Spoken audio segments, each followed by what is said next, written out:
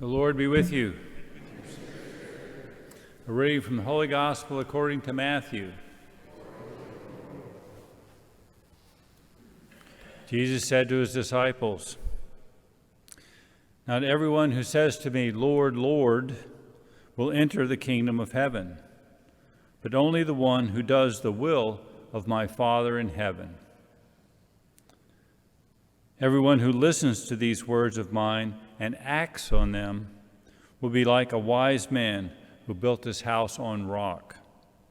The rain fell, the floods came, and the winds blew and buffeted the house, but it did not collapse. It had been set solidly on rock.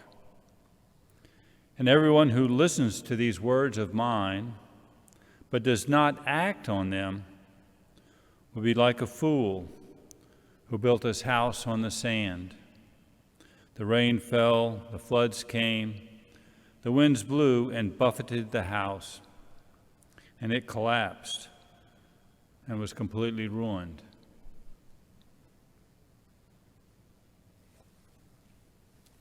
The Gospel of the Lord.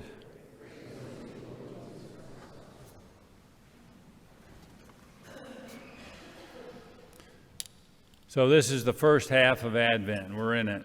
We must have heard from up on the altar at least a half a dozen times that the first half of Advent's about Jesus' second coming. So the final judgment where he separates the sheep from the goats. And we definitely want to be with the sheep. We want to go to heaven and when that decision is made.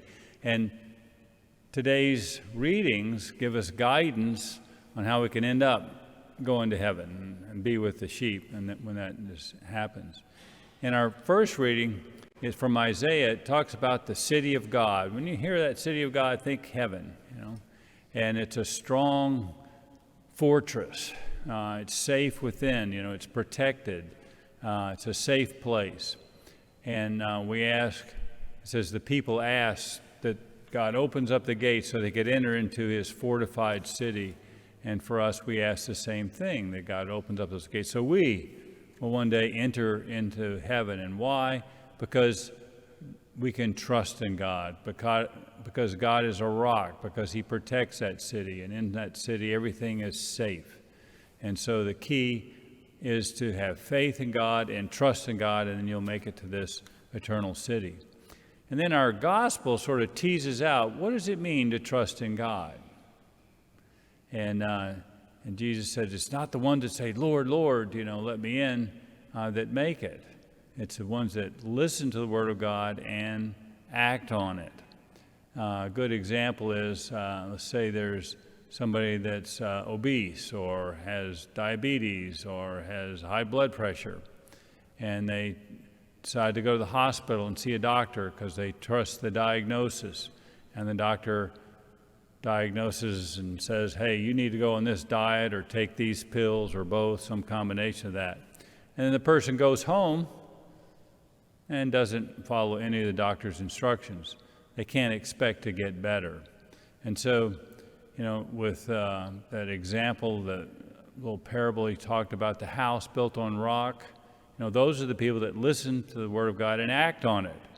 And the ones that are built on sand are the people that hear the Word of God but don't act on it. When I started that one, it made me think of FEMA. And around here where they set the safe height for houses. You live close to the water, you need to be about 22 feet. I think that's the elevation to be safe in times of storms. And so it'll be somebody hearing the FEMA guidelines and trusting this government agency to take care of people, but then living close to the water's edge at about 5 feet above sea level. Well, when the first big storm comes, their places are going to be wiped out. So we have to listen to the Word of God and act on it. Jesus is victorious.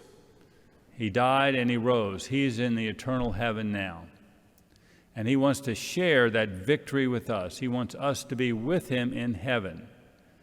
And if we trust in him, if we listen to his word and act on it, we can be confident that one day we will be with him in the eternal city.